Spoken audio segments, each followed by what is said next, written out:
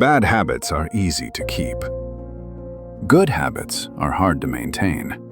Scrolling sticks, snacking sticks, avoidance sticks. But reading, exercising, saving money, or focusing? They collapse. And what makes this strange is that it doesn't match the story we're told. We're told good habits matter more. We're told we want them more. We're told they're better for us. So why do the ones we want fail more often than the ones we don't? Because if wanting were enough, good habits would win. They don't. That's just the explanation you've been using because it's available, and because it feels personal enough to blame, but vague enough to never be falsified.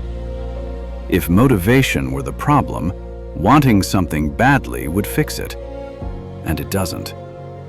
If discipline were the problem, disciplined people wouldn't relapse, and they do. If consistency were a personality trait, it wouldn't vanish the moment life applies pressure, and it always does. So something else is going on, and the uncomfortable part is this: whatever keeps failing in your life is failing in a very specific, very predictable way, which means it's probably not failing at all. It's doing exactly what it was built to do. Notice the asymmetry. Good habits break when interrupted. Bad habits resume automatically. You don't fall off scrolling. You don't restart procrastination. You don't rebuild avoidance. They come back without guilt, effort, or planning. That contrast is the entire problem, and it keeps repeating. Most people explain this the same way. I wasn't disciplined enough. My motivation dropped. I couldn't stay consistent. That explanation sounds mature, responsible, self-aware. But it makes a promise. If effort were the cause, then more effort should fix the problem. So here's the question that quietly breaks it. If effort were the key variable, why do bad habits persist without effort? Why do they survive stress, exhaustion, distraction, and interruption, while good habits collapse the moment conditions aren't ideal? If discipline were the answer, bad habits would fail first. They don't. They're the most stable. That's not a moral judgment. It's an observation. Good habits don't fail because they're good. Bad habits don't persist because they're bad. They differ in one way only: structure. Bad habits are built to survive disruption. Good habits usually aren't. That's it. No psychology, no personality, no motivation. Just survivability. This pattern isn't human. It's biological. Anything that persists in nature, systems, or behavior follows the same non-negotiable constraints.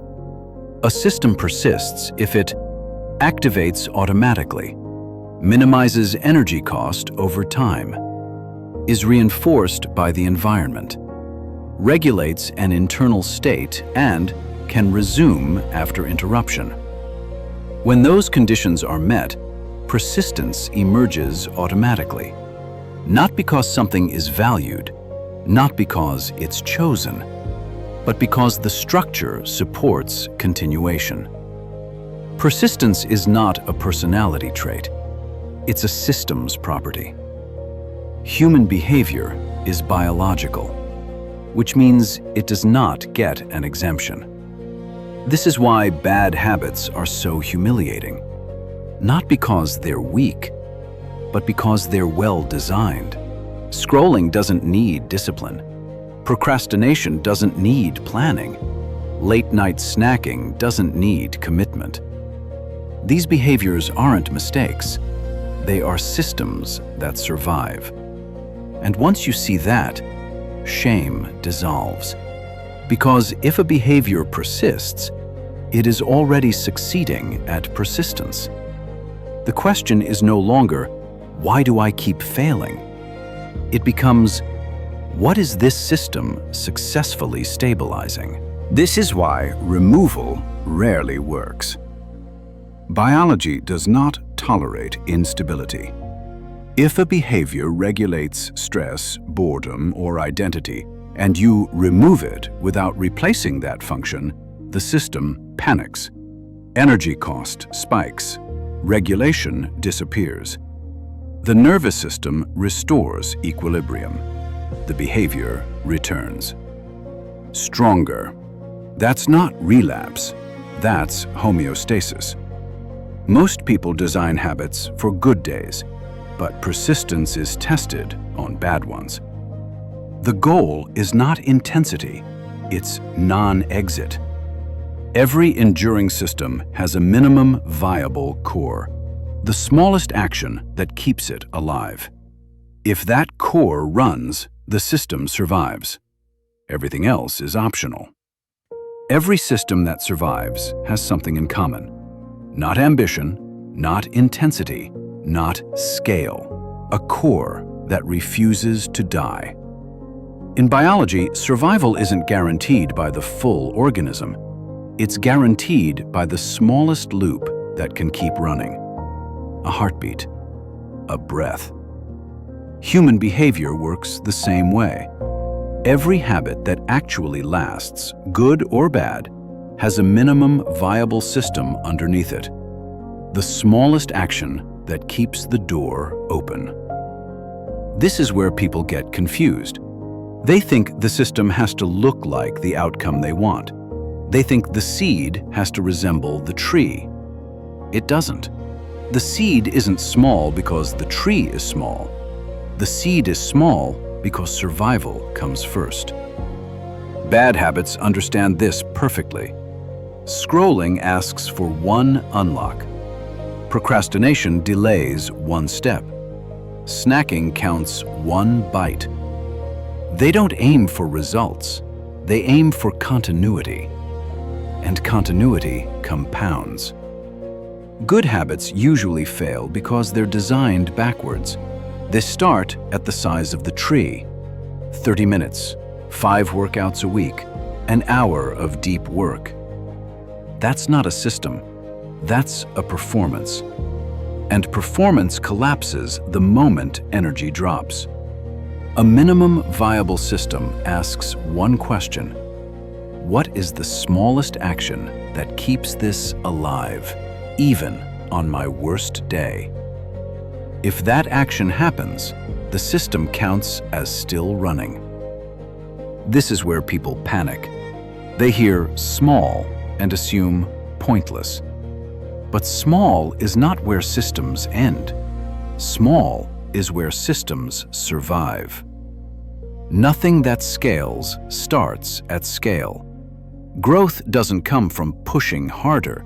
It comes from never shutting down. And here's the part most people miss. You never grow the core. You don't upgrade it. You don't raise the bar. The core stays small. Growth happens around it. If energy is there, the system expands. If it's not, the system contracts, but never breaks. That forgiveness is the power. So if you want a good habit to compete, it has to obey the same rules. Same trigger, same or lower energy cost, same regulation, same forgiveness. You don't replace a habit by fighting it. You replace it by building a cheaper system. So small, it feels almost stupid. Because the system isn't there to impress you. It's there to keep the door open. Once the door stays open long enough, momentum appears without being forced. Scale emerges without being planned, not from ambition, from non-exit. And once you see that, the question changes. You stop asking, is this enough to matter? And start asking, is this small enough to survive? Because if it survives, It doesn't stay small. It can't. Willpower lives in the mind. Systems live in the environment. Anything that lasts is supported by placement, defaults, and repair, not punishment, not streaks. Just a rule that says, when this breaks, it resumes. A system that can't forgive interruption is designed to die.